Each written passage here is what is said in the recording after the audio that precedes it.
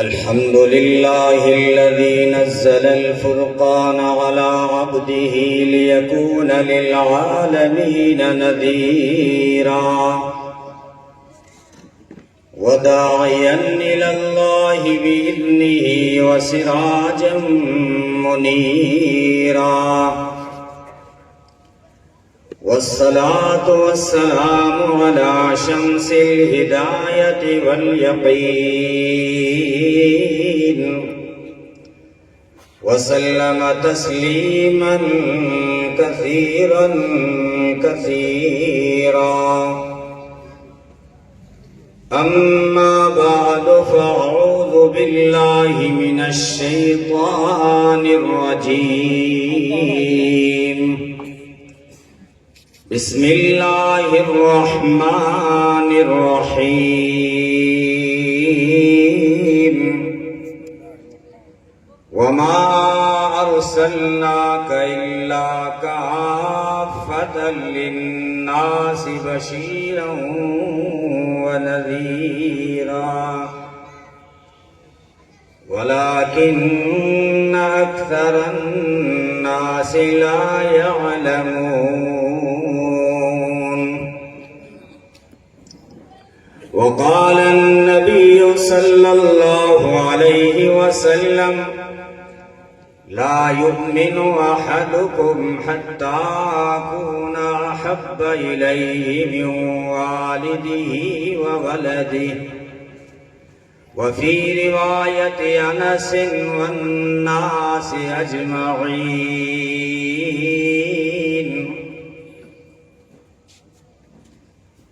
ہزار صبح بہار از نگاہ می چکداش جنوں ز سایہ زلف سیاہ می چکداش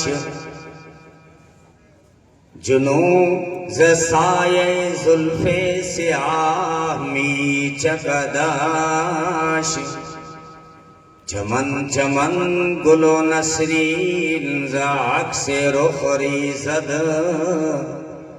سبد سبد گل خندان ز راہ می چکداش.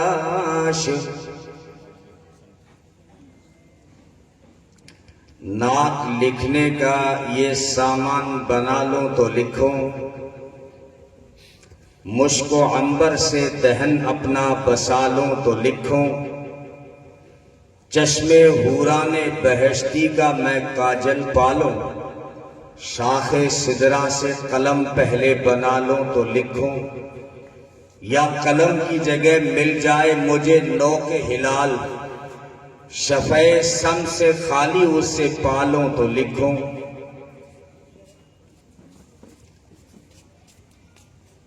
صبغت اللہ سے رنگین تو کر لوں کاغذ، حاشیہ کہکشاں سے میں منگا لوں تو لکھوں، پہلے جبریل سے آداب کتابت سیکھوں، عظمتیں اسم مبارک کی لکھا لوں تو لکھوں، عمر بھر پہلے پڑھوں دل سے درود و سلام، عمر بھر پہلے پڑھوں دل سے درود و سلام، پھر سراپا کو آنکھوں میں بسا لوں تو لکھوں. خشو ما سوا کا خشو خاشاک بھرا ہے دل میں، آتش عشق سے میں اس کو جلا لوں تو لکھوں. نعت لکھنے کی حسرت تو ہے قدرت، لیکن یہ لوازم نہیں ملتے انہیں پالوں تو لکھوں. آپ کی توجہ ادھر ہی رہے. ایک تیرا جمال ہے زینت محفل حیات، دونوں جہاں کی رونقیں ہیں تیرے حسن کی زکات، تیری جبین سے آشکار پرتو ذات کا فروغ، اور تیرے کوچے کا غبار سرمے چشم کائنات. چہرہ کشا کرم تیرا کافتاب قیرواں، لطف تیرا کرشمہ سنج کعبہ سے تاب سومنات. تیرے سلام کے لیے گلشن قدوس کے طیور گھوم رہے ہیں، ڈال ڈال جھوم رہے ہیں پات پات. دیکھتے ہی تیرا جلال کفر کی صف الٹ گئی، جھک گئی گردن حبل، ٹوٹ گیا تلسم لات. آنکھ کے ایک اشارے سے تو نے معنی بدل دیے، ذہن کے سب تصورات، قلب کے سب تأثرات، چوں و چگونا و چرا تاب پجاؤ و تاب کے، حل کیے ایک بات میں تو نے یہ سرمدی نکات، غیر کو خیش کر دیا، نیش میں نوش بھر دیا، پل میں درست کر دیے بگڑے ہوئے تعلقات۔ کیا ہی وہ انقلاب تھا ڈھل گئے جس میں ایک ساتھ لندن و پیرس و دمشق، پیکن و دہلی و ہرات، اثر نو کیا گیا دودہ آدم ارجمن، مٹ گئی قید خون و رنگ، اٹھ گئی قید خون و رنگ، مٹ گیا فرق نسل و ذات، شان خدائے پاک تھی یسربیوں کی سادگی، جس پہ نثار ہو گئے سب عجمی تکلفات، تیری ثنا میں ترزباں ہو گیا جو میری طرح، اس کے قلم میں آ گئی شان روانی فرات، پست و بلند کے لیے عام ہیں تیری رحمتیں، عرش سے اور فرش سے تجھ پہ سلام اور صلات، اللہم صلی علی محمد النبی الامی وعلی آلہ وصحبہ اجمعین۔ قابل عزت احترام علماء کرام، محترم دوستوں، بزرگوں، بداثر کے غیور نوجوانوں، عزت ماں اسلامی ماں بہنوں اور عزیز بیٹیوں، اللہ رب العزت کے بے شمار انعامات اور احسانات ہیں کہ جس نے آج ہمیں اپنے محبوب کی سیرت کی نسبت سے جمع ہونے کی توفیق عطا فرمائی۔ اللہ رب العزت ہم سب کا مل بیٹھنا قبول فرمائے۔ آپ سب قابل مبارکباد ہیں کہ آپ نے اللہ کے محبوب کی سیرت کے لیے بہترین مجلس کا انعقاد کیا ہے، محنتیں کی ہیں۔ اللہ دونوں جہاں میں بہترین آپ کو بدلہ عطا فرمائے۔ ہم سب کے لیے یہ خوش بختی ہے، سعادت کی بات ہے کہ ہماری زندگی کے چاہے چند لمحات ہی صحیح، لیکن اللہ کے رسول صلی اللہ علیہ وسلم کی یاد میں گزر رہے ہیں۔ کسی نے کہا کہ ذکر حبیب کم نہیں وصل حبیب سے، جس طرح اللہ کا ذکر کرنا عبادت ہے، ایسے ہی اس کے محبوب کا تذکرہ کرنا بھی عبادت ہے۔ جس طرح اللہ کا ذکر کرنا ہمارے ایمان کا حصہ ہے، ایسے ہی اللہ کے محبوب کا ذکر اور تذکرہ کرنا بھی ہمارے ایمان کا حصہ ہے۔ کسی نے کہا خدا کا ذکر کرے اور ذکر مصطفیٰ نہ کرے، ہمارے منہ میں ہو ایسی زبان خدا نہ کرے۔ مدینے جا کے نکلنا نہ شہر سے بعد، خدا نہ خواستہ یہ زندگی وفا نہ کرے۔ اسیر جس کو بنا کر رکھے مدینے میں، تمام عمر رہائی کی وہ دعا نہ کرے۔ اور کہا خدا نے کہ بخشش کی بات محشر میں، کہا خدا نے کہ بخشش کی بات محشر میں میرا حبیب کرے کوئی دوسرا نہ کرے، میرا حبیب کرے کوئی دوسرا نہ کرے۔ تو اللہ کے رسول صلی اللہ علیہ وسلم کا ہم ذکر کر رہے ہیں اور ربیع الاول کے مہینے میں بیٹھے ہیں۔ یہی تو وہ جو ہے بہار آفرین مہینہ، پر نور مہینہ ہے۔ ویسے تو اس کا نام پہلے سے ربیع الاول اس لیے تھا کہ جب عربوں نے ہمارے آقا صلی اللہ علیہ وسلم کے آباء و اجداد نے جب ان مہینوں کے نام رکھے تو پھر جو ہے یہ بہار کے موسم میں آیا تھا، اس لیے اس کو ربیع الاول کہا گیا۔ لیکن پھر اس ربیع الاول کی بھی قسمت جاگ گئی کہ اسی ربیع الاول میں محمد عربی صلی اللہ علیہ وسلم ساری کائنات کے لیے ایسی بہار بن کر تشریف لائے کہ یہ حقیقی معنی میں ربیع الاول بن گیا، یہ کائنات کی پہلی بہار بن گیا۔ بہاریں تو دنیا میں اور بھی آئی، بہت ساری آئی، لیکن یہ ایک بہار ایسی آئی جو ساری بہاروں پہ چھا گئی، اور وہ جو بہاریں تھی وہ بھی تو اسی ایک بہار کی مرہون منت تھی کہ اگر اس بہار کو آنا نہ ہوتا، اگر میرے آقا کو لانا نہ ہوتا تو نہ پھول کھلتے، نہ سبزے لہکتے، نہ انادل چہکتے، نہ گل مہکتے، نہ کلیاں مسکراتی، نہ جن و انسان ہوتے، اور نہ حور و غلمان نما ہوتے، نہ جو ہے دریا و سمندر رواں اور دواں ہوتے، اور نہ لوح و قلم ہوتے، نہ تم ہوتے، نہ ہم ہوتے۔ یہ پھول نہ ہوتا تو کلیوں کا تبسم بھی نہ ہوتا، یہ گل نہ ہوتا تو بلبل کا ترنم بھی نہ ہوتا۔ نقش ہستی پہ یہ غنچے سب پریشاں ہوتے، رخت بردوش میں سب دشت و گریباں ہوتے۔ خیمہ افلاک میں پھر سے تشدد ہوتا، بزم توحید کے نعروں میں تردد ہوتا۔ نہ دشت و جبل توحید کے حدیقہ ہوتے، نہ مزین تیرے ذکر سے بیاں ہوتے۔ سبحان اللہ، سبحان اللہ، بہت خوب۔ اقبال سہیل کیا کہتا ہے کہ کتاب فطرت کے سرے ورق پر جو نام احمد رقم نہ ہوتا تو یہ نقش ہستی ابھر نہ سکتا، وجود لوح و قلم نہ ہوتا، تیرے غلاموں میں نمایاں جو تیرا عکس کرم نہ ہوتا تو بارگاہ ازل سے تیرا خطاب بھی خیر الامم نہ ہوتا۔ نہ روئے حق سے نقاب اٹھتا، نہ ظلمتوں کا حجاب اٹھتا، فروغ بخش نگاہ عرفاں اگر وہ چراغ حرم نہ ہوتا، یہ زمین نہ ہوتی، فلک نہ ہوتا، عرب نہ ہوتا، عجم نہ ہوتا، یہ محفل کون و مکان نہ ہوتی اگر وہ شاہی امم نہ ہوتا۔ کیا بات ہے، سبحان اللہ، صلی اللہ علیہ وسلم۔ دنیا میں جتنی بھی بہاریں آئی ہیں وہ اسی ایک بہار کی مرہون منت ہے، اسی مہینے میں آئے۔ کب آئے، کون سی تاریخ تھی، اختلاف تو ہے، لیکن جو مضبوط تاریخ ہو وہی بتا دیجئے مجھے۔ علماء کرام کافی تعداد میں ہیں، مشہور تو اور ہے، لیکن محققین کس تاریخ کے پاس گئے ہیں، ذرا آپ تصدیق کر دیں گے بات کرنا آسان ہو جائے گا۔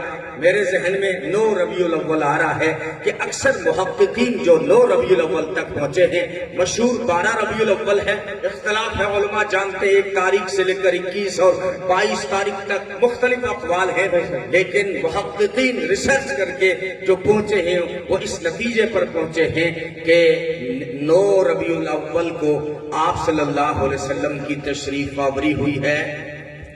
9 کو کیوں؟ اس لیے کہ یہ 9 کا جو عدد ہے، یہ 9 کا جو ہندسہ ہے، یہ سارے اعداد کا سردار ہے۔ 9 کا جو عدد ہے نا، اس سے بڑا کوئی عدد نہیں ہے، 9 سے بڑا نہیں ہے۔ آپ 20 لکھیں گے تو پہلے 2 لکھیں گے، پھر 0 لکھیں گے۔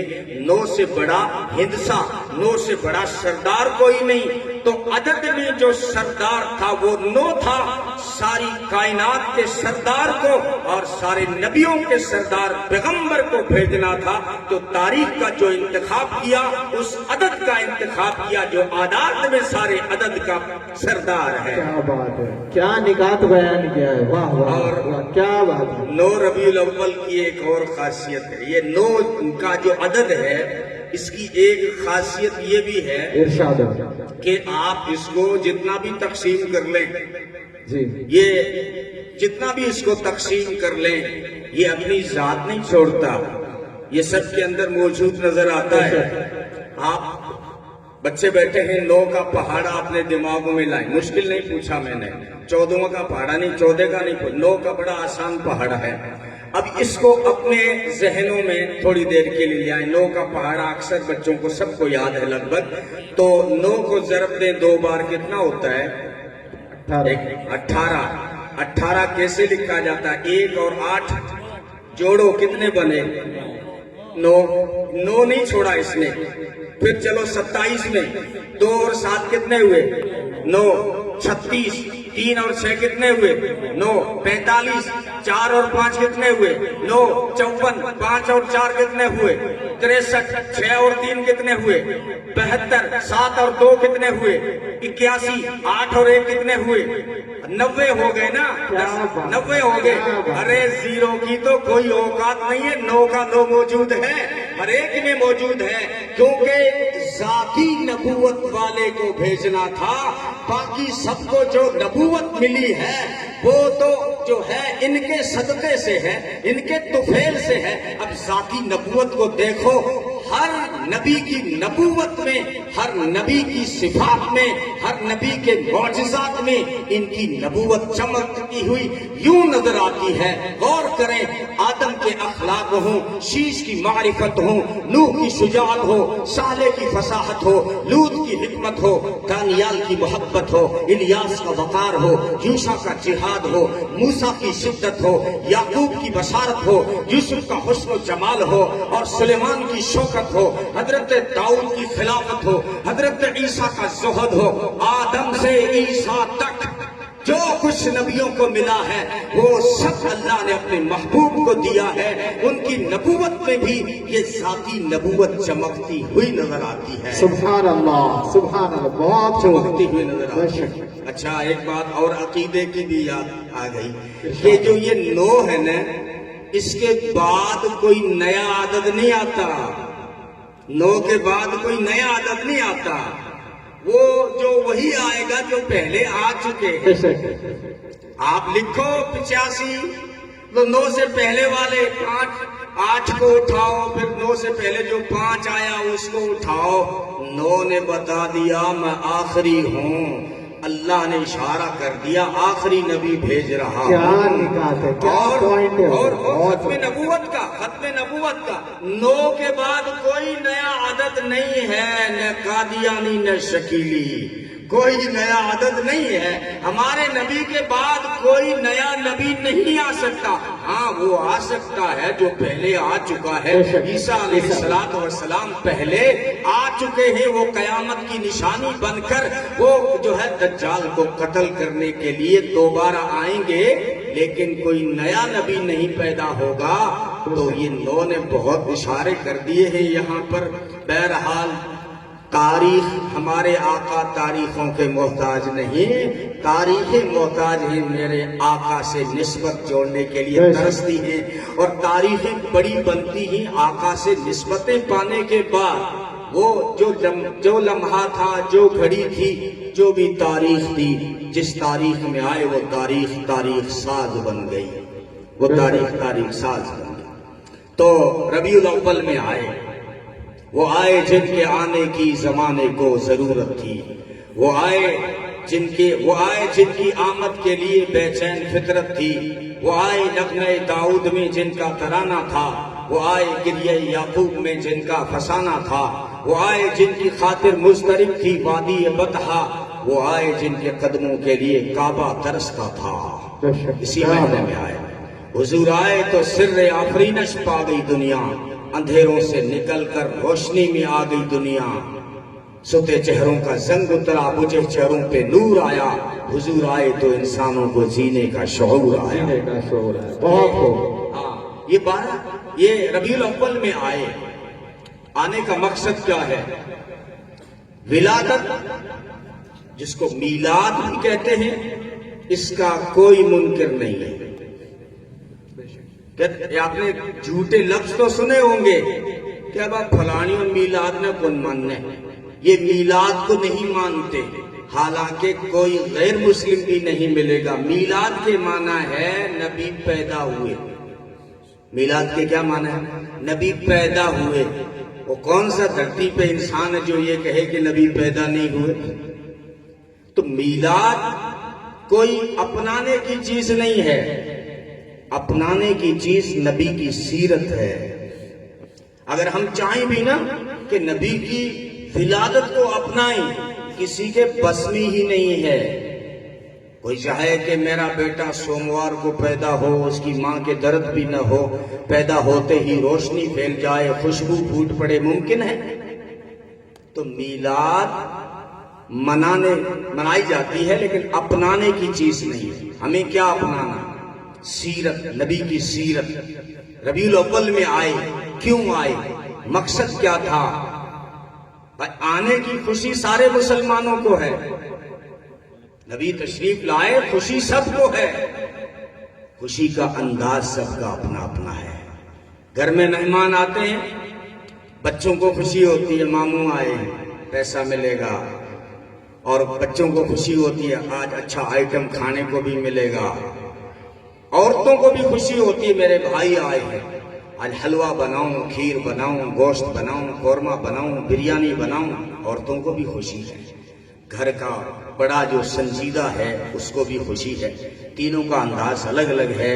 جب عورتوں نے خوشی منائی تو پکوان بنا کر, بچوں نے خوشی منائی, ماموں کی کار پہ پھول ڈال رہے ہیں, گلی سجا رہے ہیں, کمکمے لگا رہے, لائٹیں لگا رہے, ہمارے ماموں آ رہے, دبئی سے آ رہے, سعودی سے آ رہے, خوشی ہو رہی.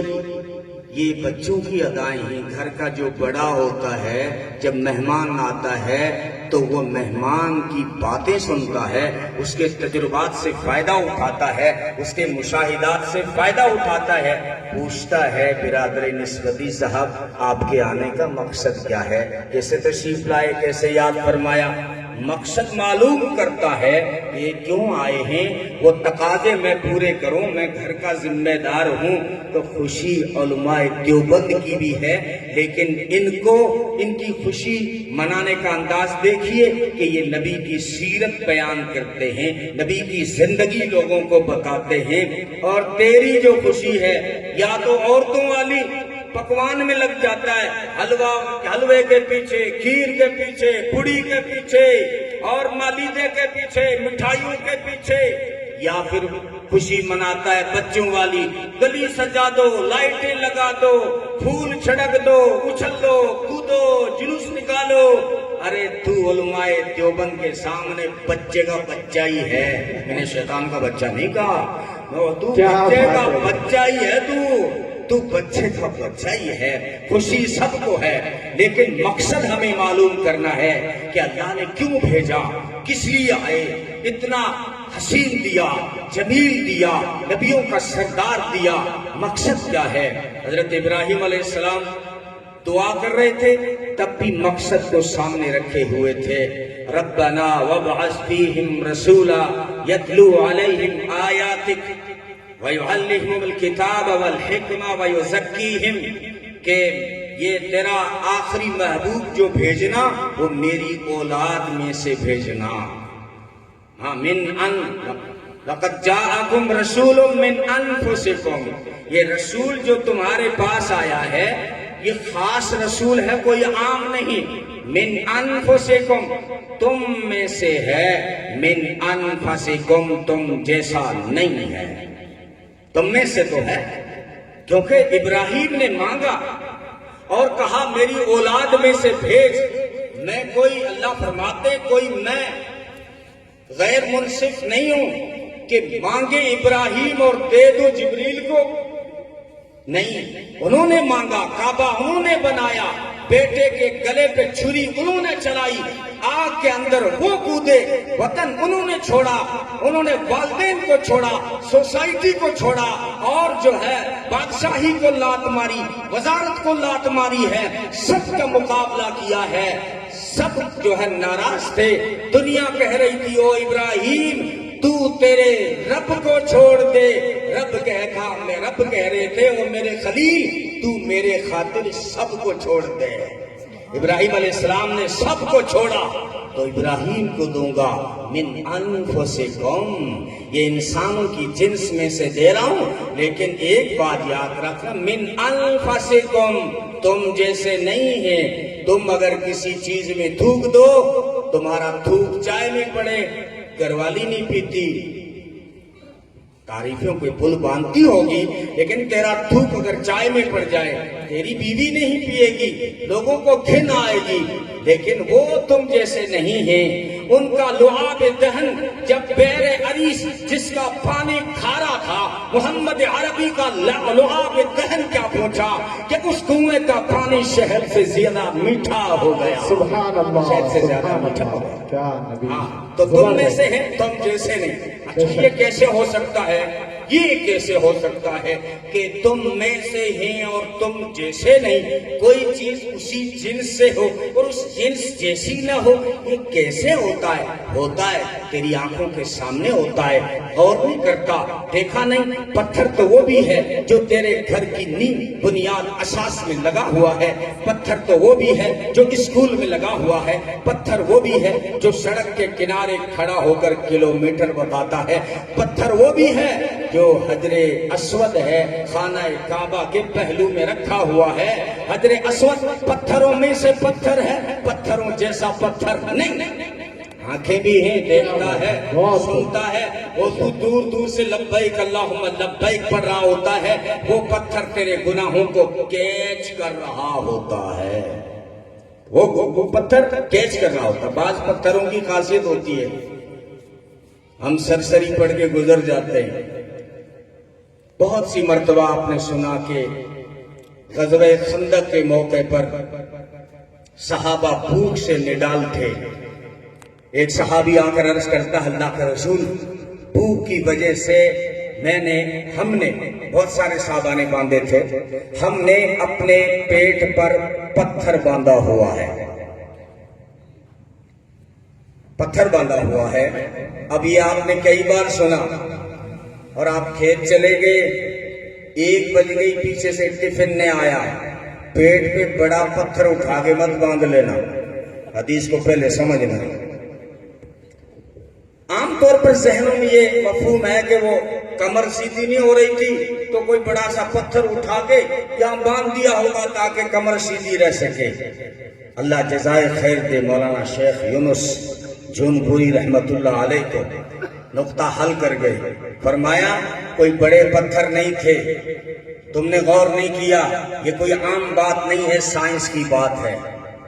کہتے ہیں عرب کے پہاڑوں کے پاس چھوٹے چھوٹے پتھر ہیں ٹھکری نما، جن کی موٹائی بڑی مشکل سے 1.5 انچ بھی نہیں ہے، جیسے راجستھان کے ماربل کے ٹکڑے ہوتے ہیں جو ٹکڑی تم اپنے گھروں کی چھتوں پہ لگاتے ہو، یہ ٹکڑیاں تھی۔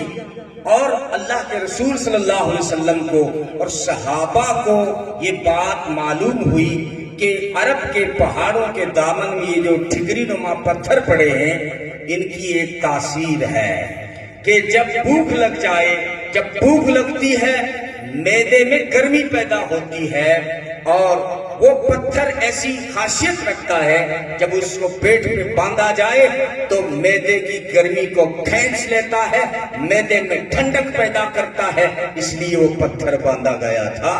اور اس لیے وہ پتھر یہ بڑے بڑے پتھر اٹھا کے یہاں نہیں باندھ دیے گئے تھے، یہ معمولی، یہ بعض مرتبہ قرآن و حدیث سائنس بیان کر رہا ہوتا ہے، ہم سرسری گزر جاتے ہیں، ہم سمجھتے ہیں سائنس کوئی باہر کی چیز ہے، سائنس کوئی باہر کی چیز نہیں ہے۔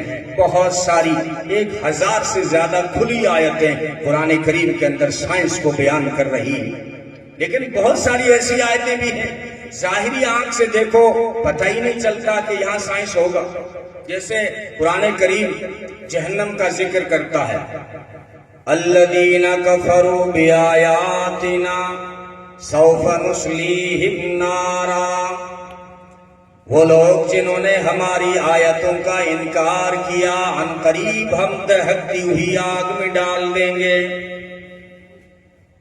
کلما نضجت جلودہم بدلناہم جلودا غیرہا، جب ایک چمڑی جل جائے گی فوراً دوسری چمڑی لگا دیں گے۔ اب یہاں قرآن سائنس بیان کر رہا ہے۔ اب ہم نے تو سوچا نا کہ قرآن ڈرا رہا ہے، جلدی اگلی آیت کا ترجمہ دیکھ لو، لیکن یہاں ریسرچ کرنے والے رکے کہ یہاں بڑی سائنس کی گہری بات ہے کہ اللہ نے یہ بات کیوں کہی کہ چمڑی بدل دوں گا؟ یا اللہ سانس میں نہ نکالتا تو، سانس مت نکال، وہ جلتا رہے گا، سزا پاتا رہے گا، چمڑی بدلنے کی بات کیوں کی؟ سائنس آج پہنچ گیا کہ سب سے زیادہ تکلیف اور درد کے جو سیل ہوتے ہیں وہ چمڑی میں ہوتے ہیں۔ قرآن کریم نے جواب دے دیا تھا، ہم پہنچے نہیں۔ قرآن نے آگے کیا کہا؟ لِيَذُوقُ الْعَذَابَ، چمڑی اس لیے بدل رہا ہوں تاکہ عذاب زیادہ چکھیں۔ سائنس نے بتایا کہ درد کے سیل چاہے ہاتھ جل جائے، انجیکشن لگائے، وہ درد جو ہوتا ہے چمڑی میں ہوتا ہے، ہاتھ جل جائے سب سے زیادہ درد جو ہوتا ہے وہ چمڑی کو ہوتا ہے۔ یہ سیل ہی درد کے تکلیف کے چمڑی میں رکھے گئے ہیں، یہ سائنس تھا۔ ہم نے سمجھا سائنس کوئی اور چیز ہے۔ میں بہت جلدی واپس اپنی سڑک پہ آ رہا ہوں، لیکن تھوڑا سا یہ شیئر کرا دوں آپ کو کہ فَفَتَقْنَاهُمَا، سائنس نے کہا نا کہ دھماکہ ہوا اور دنیا وجود میں آ گئی، تو ہم نے اس کا مذاق اڑایا کہ باوڑا ہو گیا کہتے یہاں کہیں دھماکہ ہو گیا۔ اب ہمیں قرآن کریم میں غور کریں، ان السماوات والارض کانتا رتقا، اللہ فرماتا ہے آسمان اور زمین آپس میں چپکے ہوئے تھے۔ 7 زمینیں ہیں، 7 آسمان ہیں، سارے آپس میں چپکے ہوئے ہیں۔ اور پھر حدیث سامنے رکھو، فرمائے یہ نظام جب یوں نہیں تھا نا تب میرا عرش پانی پر تھا۔ یہ پانی جو دھرتی کے نیچے بٹھا دیا یا دائیں بائیں لگا دیا نا، یہ بہت اونچائی تک عرش تک تھا۔ ان ساری باتوں کو سامنے رکھو، قرآن کہتا فَفَتَقْنَاهُمَا، ہم نے ایک لمحے کے اندر سب کو جدا کر دیا، ایک لمحے کے اندر ساتوں آسمانوں کو اوپر کھینچا ہے اور سب کے بیچ میں 500 سال کی مسافت کا فاصلہ رکھا، زمین نیچے پانی کو نیچے بٹھا کے زمین اوپر دی ہے، ہلنے لگی تو پہاڑوں کو جب ٹھونکا ہے، دماغ سے ہی پوچھ لو آواز نہیں آئی ہوگی، دھماکہ نہیں ہوا ہوگا؟ ہم سمجھتے ہیں سائنس کوئی باہر کی چیز ہے، سائنس کوئی باہر کی چیز نہیں۔ قرآن کریم کہتا ہے ان فی خلق السماوات والارض واختلاف اللیل والنہار لآیات لأولی الالباب، آسمان اور زمین کی تخلیق میں، رات اور دن کی گردش میں عقل والوں کے لیے بڑی نشانیاں ہیں، عقل والوں کے لیے بڑی نشانیاں ہیں۔ تو بہرحال پتھر کی بات کہاں سے آئی؟ حجر اسود سے۔ ہاں، حجر اسود پتھروں میں سے پتھر ہے، پتھروں جیسا پتھر نہیں، تیرے میرے آقا بشر میں سے بشر ہیں، بشر جیسے بشر نہیں، بشر جیسے بشر۔ پانی تو وہ بھی ہے جو تیری بوتل میں ہے، پانی تو وہ بھی ہے جو ٹنکی میں ہے، پانی تو وہ بھی ہے جو نلکے سے آ رہا ہے، پانی تو وہ بھی ہے نا جو نالی میں بہ رہا ہے، اور پانی تو وہ بھی ہے نا جو زمزم ہے۔ زمزم پانی میں سے پانی ہے، پانی جیسا پانی نہیں، بھوک مٹاتا ہے، شفا دیتا ہے۔ ہاں، یہ تو پہلے سے برکتوں والا تھا، لیکن جب محمد عربی صلی اللہ علیہ وسلم نے چاہے زمزم کے کنویں میں اپنا لعاب دہن کیا ڈالا، تب سے لے کر آج تک اس زمزم میں جنت کی 3 نہریں چلتی ہیں۔ اللہ نے اپنے محبوب کے لعاب میں جنت کی 3 نہروں کا پانی ملایا ہوا ہے۔ تو بہرحال زمزم پانی میں سے پانی ہے، پانی جیسا پانی نہیں۔ تو لَقَدْ جَاءَكُمْ رَسُولٌ مِّنْ أَنفُسِكُمْ، یہ رسول جو تمہارے پاس آیا ہے یہ خاص رسول ہے۔ ابراہیم علیہ السلام نے مقصد مانگا اور اللہ نے جب بھیجا تو یوں کہا هُوَ الَّذِي بَعَثَ فِي الْأُمِّيِّينَ رَسُولًا۔ ہاں، آپ ابھی سے سست پڑھنے لگے ہو، کیا آپ چاہتے ہیں میں شعر پڑھوں؟ تبھی سنو گے۔ دارین کا سردار ہے، سدرہ کا مکین ہے، دارین کا سردار ہے، سدرہ کا مکین ہے، محمود ہے، جواد ہے، صادق ہے، امی ہے، ایسا کوئی محبوب نہ ہوگا نہ کہیں ہے کہ بیٹھا ہے چٹائی پہ اور عرش نشیں ہے۔ ملتا نہیں کیا کیا دو جہاں کو تیرے در سے، ایک لفظ نہیں ہے کہ تیرے لب پہ نہیں ہے، ایسا کوئی محبوب نہ ہوگا نہ کہیں ہے کہ بیٹھا ہے چٹائی پہ اور عرش نشیں ہے۔ تو یہ مقصد لے کر آئے ہیں نا، تو یہ مقصد ہے۔ کیا مقصد؟ اللہ نے کیوں بھیجا؟ ایک مقصد یہ بھی ہے کہ ہم اللہ کے محبوب سے محبت کریں، اللہ کے محبوب سے ہم محبت کریں۔ اللہ کا محبوب ہے جس سے اللہ نے خود محبت کی، جس پہ اللہ خود درود پڑھ رہا ہو۔ ان اللہ و ملائکتہ یصلون علی النبی یا ایھا الذین آمنوا صلوا علیہ وسلموا تسلیما۔ فرمایا بے شک اللہ اور اس کے فرشتے تمام اللہ کے محبوب پر درود و سلام پڑھتے ہیں، اور ایمان والو تم بھی میرے محبوب پہ درود و سلام پڑھا کرو صلی اللہ علیہ وسلم۔ اللہ حکم دے نماز پڑھو، اگر کوئی کہہ دے اللہ تو ہی پڑھ لے، وہ کافر ہو جاتا ہے۔ موسیٰ علیہ السلام بنی اسرائیل کو حکم میں لانا، کہا تو اور تیرا اللہ جا کے لڑ لو، کافر ہو گئے۔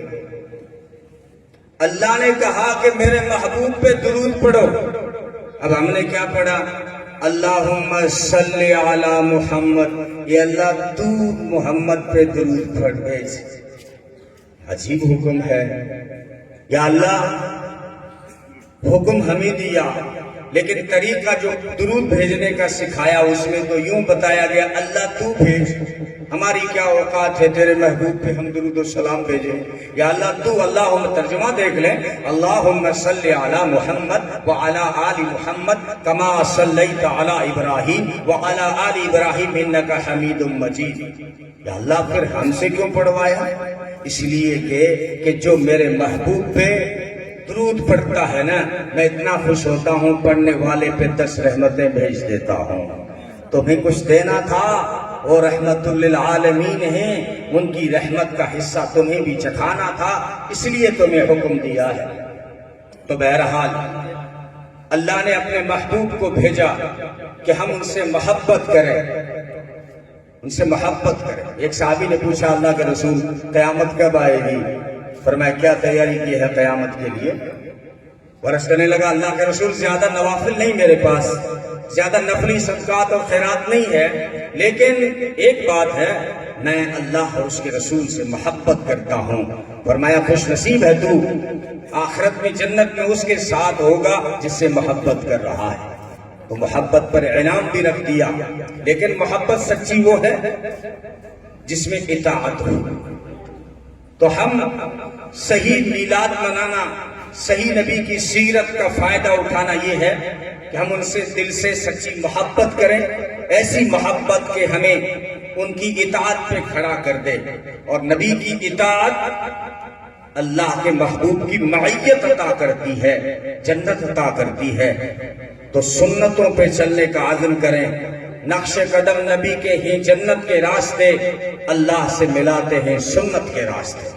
تو مقصد ہے ہم محبت کریں، ان کی اطاعت کریں۔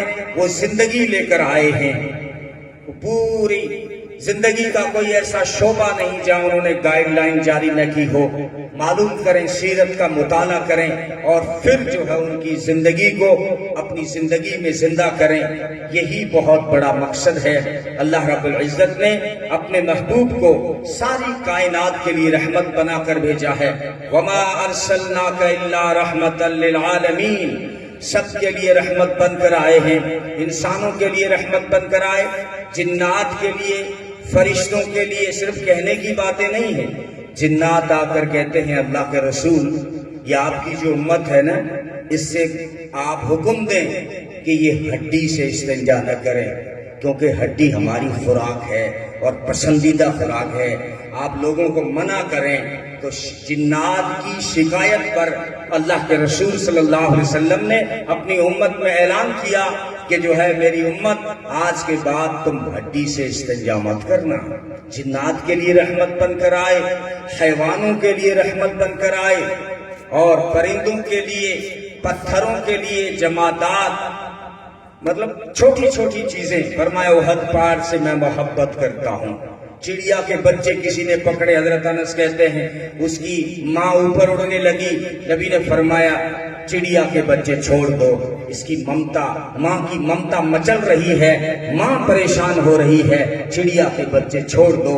تو پرندوں کے لیے رحمت بن کر آئے۔ اونٹ آ کر شکایت کرتا ہے، ہرنی آ کر شکایت کرتی ہے، نبی نے حقوق بتائے۔ جانوروں کو پالنے کی اسی وقت آپ کو اجازت ہے جب آپ جانور کو چارہ کھلا سکتے ہو، پانی پلا سکتے ہو۔ اگر پانی نہیں پلاتے، جو چارہ نہیں کھلاتے، تو جانور کو باندھنے کا بھی کوئی حق نہیں ہے، پھر انہیں کھلا چھوڑ دو۔ بنی اسرائیل کی بات سنائی، ایک عورت نے بلی کو باندھا، نہ کھلایا نہ پلایا، بلی مر گئی، عورت کے لیے دوزخ کا فیصلہ ہو گیا۔ دو واقعات ملے حدیثوں میں، ایک مرد کا، ایک عورت کا، کہ جو ہے سفر میں ہیں، کتے کو پیانے پلاتے ہیں۔ علامہ عبدالشکور دین پوری فرمایا کرتے تھے، پیاسا کتا تھا، اور جب کتے کو پانی پلایا، کتے کو ہوش آیا، خدا کی رحمت کو جوش آیا، اس کے لیے جنت کا فیصلہ ہو گیا۔ فرمایا ارحمو ارحمو من فی الارض یرحمکم من فی السماء، تم زمین والوں پر رحم کرو، آسمان والا تم پر رحم کرے گا۔ سب کے لیے رحمت بن کر آئے، ہاں سب کے لیے، انسانوں کے لیے، غیر مسلموں کے لیے بھی رحمت بن کر آئے۔ وہ سمامہ بن اسال جب اسلام میں آیا، مکہ والوں کا اناج روک دیا کہ جنہوں نے میرے نبی کو ستایا ان کو اناج کا دانہ بھی نہیں دوں گا۔ انہوں نے شکایت کی، اللہ کے رسول آپ کے پیارے نے جو ہے نجد کے علاقے سے آنے والا اناج روک دیا ہے، آپ جو ان سے کہیں کہ اناج تو بند نہ کریں۔ محمد عربی صلی اللہ علیہ وسلم نے فرمایا، وہ سمامہ اگرچہ وہ ہمارے دشمن ہیں لیکن وہ انسان ہیں، تم تو انہیں میرا رشتہ دار ہی سمجھ کے اناج کو شروع کر دو۔ مشرکین کے لیے رحمت بن کر آئے، مشرکین خانہ کعبہ کا گلا پکڑ کے دعا کر رہے تھے، اللہم ان کان ھذا ھو الحق من عندک فامطر علینا حجارۃ من السماء او ائتنا بعذاب علیم۔ یہ اللہ اگر تیرا قرآن سچا ہے، تیرا محبوب اگر سچا ہے تو ہم پر آسمان سے پتھروں کی بارش برسا، ہمیں پر کوئی شخص عذابی بھیج دے۔ یعنی ایک تنزیہ تھی، بددعا تھی، خود کے لیے ہلاکت مانگ رہے تھے، لیکن اللہ نے فرمایا وما کان اللہ لیعذبہم وانت فیہم۔ میرے محبوب عذاب تو خود مانگ رہے ہیں، میرا قرآن بھی سچا ہے، میرا محبوب بھی سچا ہے، عذاب خود مانگ رہے پھر بھی نہیں دیتا۔ کیوں نہیں دیتا؟ اس لیے کہ وانت فیہم، میرے محبوب مکہ کی گلیوں میں تو بھی تو چلتا ہوا نظر آتا ہے، تیری برکت سے میں مشرکین کو بھی عذاب نہیں دیتا۔ یہ وہی ادا ہے، لا اقسم بہذا البلد، میں اس شہر کی قسم نہیں کھاتا، مجھے ضرورت ہی نہیں تھی کہ اس شہر کی قسم کھاؤں۔ یا اللہ قسم کیوں نہیں کھاتا؟ یہ تو تیرا گھر ہے، یہاں حتیم ہے، یہاں صفا ہے، یہاں مروہ ہے، مزدلفہ ہے، منا ہے، عرفات ہے، اتنا محترم شہر ہے، آپ قسم کیوں نہیں کھا رہے؟ فرمایا کھانی تو نہیں تھی لیکن کھا رہا ہوں، اس لیے کہ وَأَنْتَ حِلٌّ بِهَذَا الْبَلَدِ، اس لیے کہ شہر میں میرا محبوب بھی تو چلتا ہوا نظر آتا ہے۔ ہاں ہم اب بات سمیٹ رہا ہوں، کیا ہم بیان کر سکیں گے؟ تو جو ہے آپ یہ مقصد سامنے رکھیں کہ ہمیں اپنے آقا سے محبت کرنی ہے، ان کی اطاعت کرنی ہے، ان کی عظمت دل میں ہو، اور جو انہوں نے جو حکم دے دیا پھر اپنا دماغ استعمال نہ کریں، لوگوں کا پھر شوق نہ دیکھیں۔ نوجوانوں چھوڑ دو اپنے گلے سے سونے کی چینیں نکال دو، اپنی انگلیوں سے سونے کی انگوٹھیاں نکال دو، سونے کو مردوں کے لیے حرام قرار دیا گیا ہے۔ کیا عورت تو 15 بھری پیر رکھیو بانا تو کون منع کرے، میں تو ایک انگوٹھی تو گل لی ہے۔ ارے مرد کے لیے سونا حرام ہے، اسلام نے منع کیا، ہم نے عمل نہیں کیا۔ اب ڈاکٹر آئے میدان میں، جرمنی کے ڈاکٹر آئے اور چائنا کے ڈاکٹر آئے، 2024 میں نئی ریسرچ لے کر آئے کہ سونا جب انسان کی باڈی کے ٹچ ہوتا ہے ایسے جراثیم پیدا کرتا ہے، دنیا میں کسی کے پاس اس کا علاج نہیں ہے، نہ ناسا کے پاس، نہ یورپ میں، نہ برطانیہ میں، کسی ڈاکٹر کے پاس کوئی علاج نہیں، ایسے جراثیم باڈی میں سونا ڈالتا ہے۔ اسی ڈاکٹر سے پوچھا گیا کہ جب تو نے بیماری بتائی ہے تو علاج بھی بتا، کہنے لگا علاج کچھ نہیں، دوا کچھ نہیں، آپریشن کچھ نہیں، انجیکشن کچھ نہیں، اگر کوئی سونا کسی کی باڈی کے ٹچ ہو جائے علاج یہی ہے کہ اس کی باڈی سے خون نکال دو، جراثیم نکل جائیں گے۔ اب اپنا یہ تھوڑا سا دماغ بھی استعمال کر کہ کبھی کبھار تیری اسکوٹی پھسلتی ہے، کبھی کبھی چلتے ہوئے راہ میں ٹھوکر لگتی ہے، تیری انگلی سے خون آتا ہے، اور تو نے جو انگوٹھی سونے کی پہنی تھی وہ جراثیم جو تیری باڈی میں گئے تھے، اللہ کتنا مہربان ہے، تھوڑی سی ٹھوکر پہنچا کر خون نکال کر ان جراثیم کو نکال دیتا ہے۔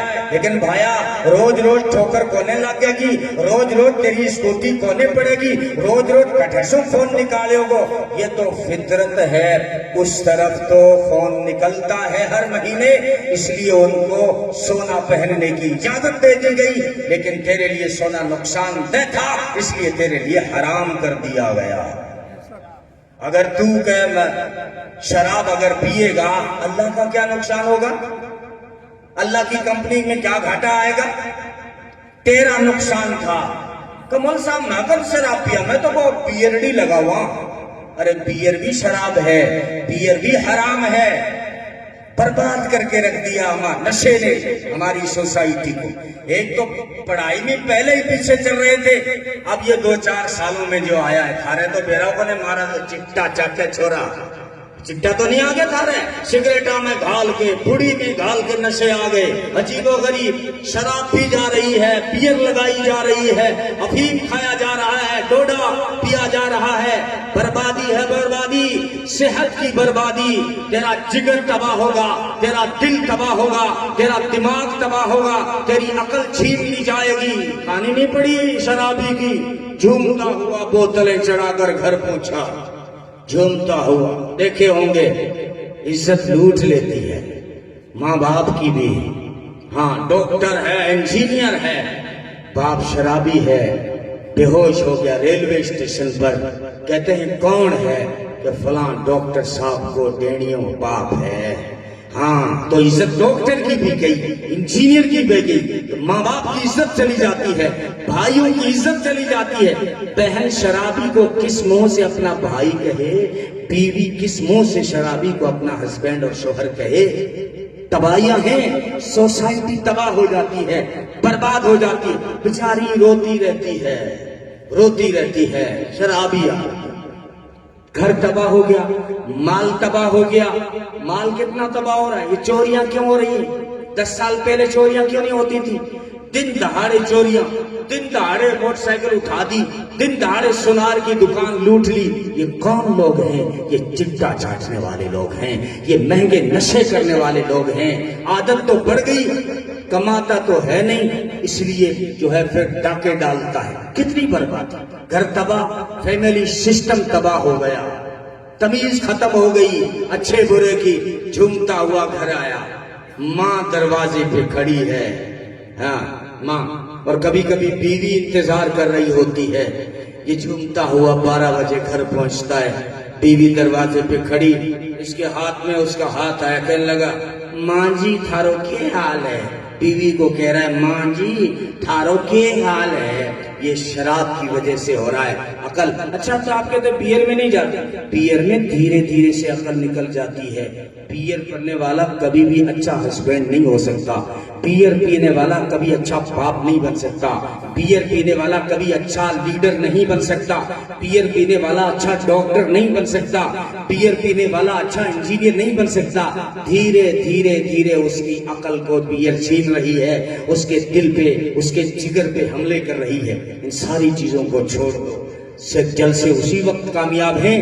کچھ عزم کر لے کے اٹھا کرو. کانوں کے مزے تو بہت لے لیے ہم نے, لیکن ایک عزم لے کر اٹھیں کہ انشاءاللہ جو ہمارے لیے ہمارے آقا بھلائی لے کر آئے اس کو اپنائیں گے. نمازوں کی پابندی کرو, قرآن کریم کی تلاوت کرو. سکون اللہ نے رکھا ہے. صبح قرآن فجر کی نماز پڑھ, قرآن کی تلاوت کر, پھر نکل جا دکان پہ, نکل جا کھیت پر, نکل جا ایجوکیشن حاصل کرنے. سکون ہی سکون ملے گا, دنیا میں بھی آخرت میں بھی. اللہ ہم سب کو عمل کی توفیق عطا فرمائے. تو بہرحال اللہ نے اپنے محبوب کو اس لیے بھیجا, ان کی اطاعت کریں, ان سے محبت کریں. ہم کیوں محبت کریں؟ اس لیے کہ محبت کرنے کے جتنے بھی اسباب ہوتے ہیں وہ سب اللہ نے اپنے محبوب میں رکھ دیے. انسان کبھی کسی کا فدائی بنتا ہے نا, ہنر کی وجہ سے بنتا ہے, اور ہنر ڈھونڈتا ہے اپنے محبوب میں. کتنی پاس ہوڑی ہے, پاس تو کرے گو بھی نہیں, وہ 12ویں پاس ہے کہ کون نہیں, اس کو سلائی مشین آتی ہے, اچھا کمپیوٹر کلاس سیکھی ہوئی ہے, اس کی انگلش کیسی ہے, یعنی وہ ہنر تلاش کرتا ہے. اچھا ایسا آدمی جس سے ملاقات ہی نہیں ہوئی, فون پر بات ہی نہیں ہوئی, بس سنا کہ یار وہ ڈیویلیئرز بہت چوکھا شاٹ مارا ہے, بہت میں ڈیویلیئرز کو فین ہوں, یعنی ہنر نے اس کو کھینچا ہے, کمال نے اس کو کھینچا ہے. ارے جو بازوق ہوتا ہے وہ کہتا ہے میں علامہ اقبال کا فین ہوں, میں شیخ سعدی شیرازی کا فین ہوں. جس نے کہا تھا وہ 40 سال کا ہو گیا نا, بچوں والی حرکتیں ابھی بھی نہیں گئی. آج وہ اپنا راجستھان کا کون سا شہر ہے جس میں گدھے کے گلوں میں ہار, سورت گڑھ میں جلوس نکل رہا ہے نبی کے عشق کا. گدھوں کا ٹولہ, گھوڑوں کا ٹولہ, خچروں کا ٹولہ, سب کے گلے. میں نے بہت پہلے سنا تھا, علامہ ندیم فرمایا کرتے تھے کہ مجھے تو پتہ ہی نہیں چلتا ہے, گدھے کے گلے میں ہار, گھوڑے کے گلے میں ہار, اور خچر کے گلے میں ہار, اور وہ پیچھے جو کہہ رہے ہیں کہ عشق نبی میں جان دے دیں گے, نماز تو نہیں پڑھتے. ہاں نش نش بولے نبی نبی, نماز پڑھو میں کبھی کبھی, یہ حال ہے نا. تو وہ عجیب حال ہوتا ہے. علامہ ندیم فرمایا کرتے تھے مجھے پتہ ہی نہیں چلتا ان میں سینئر کون سا ہے. آج نکلا سورت گڑھ میں گدھے کے گلوں میں ہار, گھوڑے اور خچروں کے عاشق ہیں. گدھا بھی, گدھا پن کیا کر رہے ہو یار, نبی کی سیرت اپناؤ, ان کی سنتوں کو اپناؤ.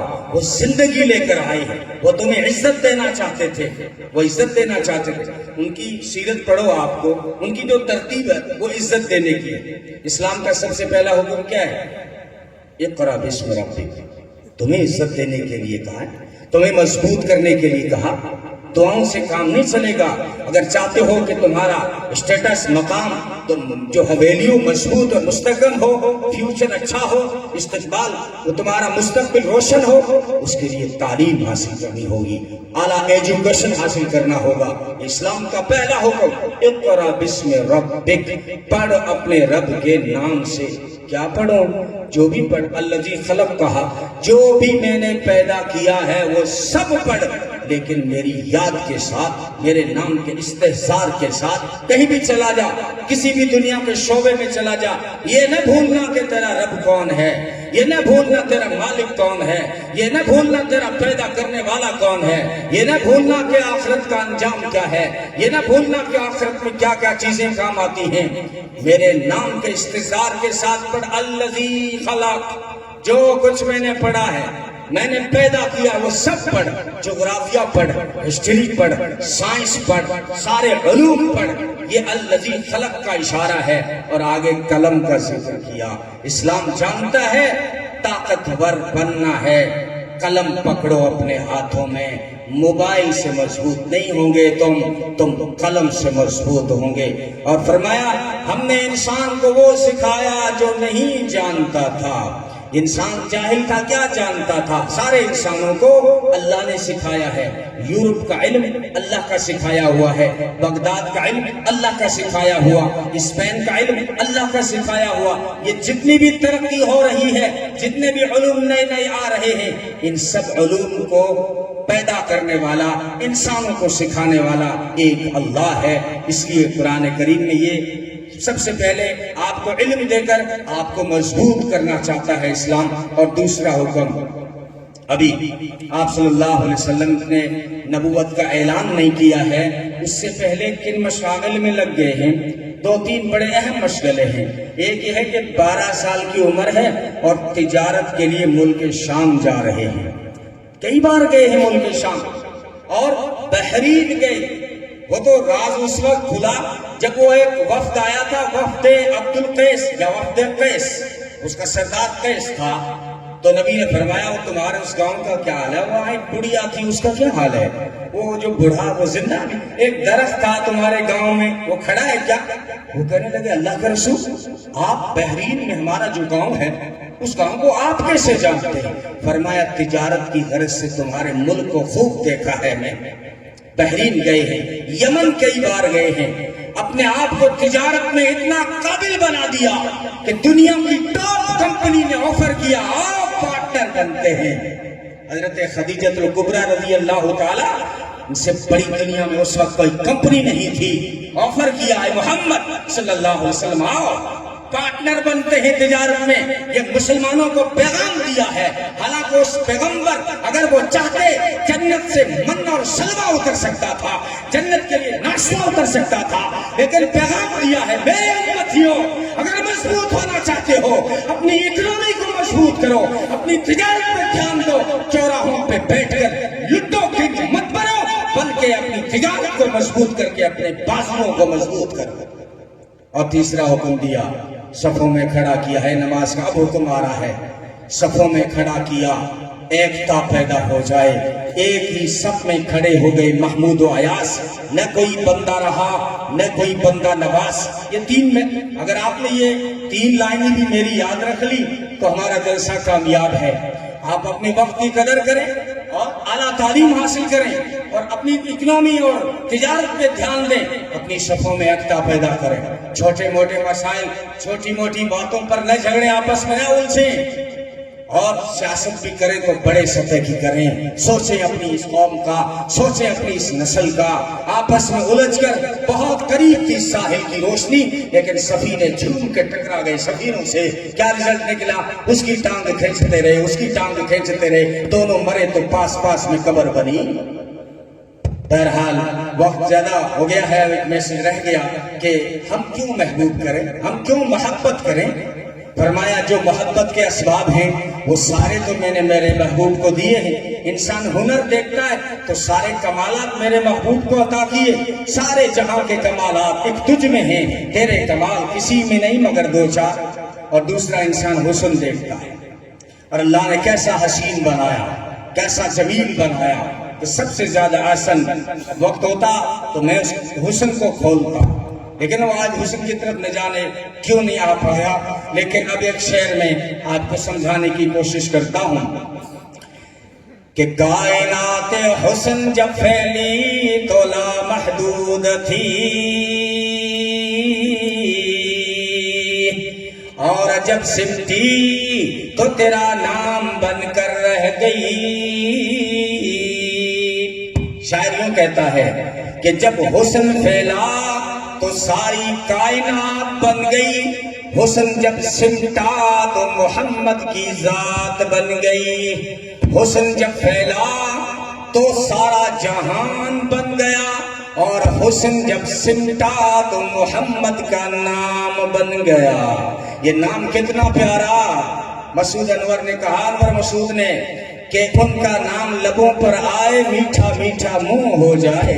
ان کے بول بہاروں جیسے اور اصحاب ستاروں جیسے، ان سا پیارا اور نہ کوئی، ان سے بچھڑ کے لکڑی روئی.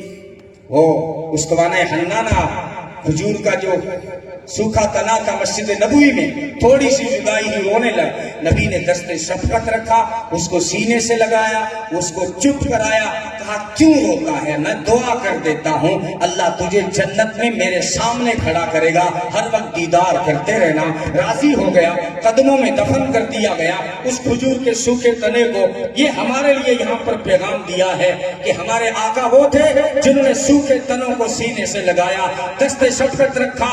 اگر سچے مسلمان ہو تو یتیموں کے سر پہ دست شفقت رکھا کرو، بیواؤں کو، مسکینوں کو سنبھالا کرو، اور کمزوروں کو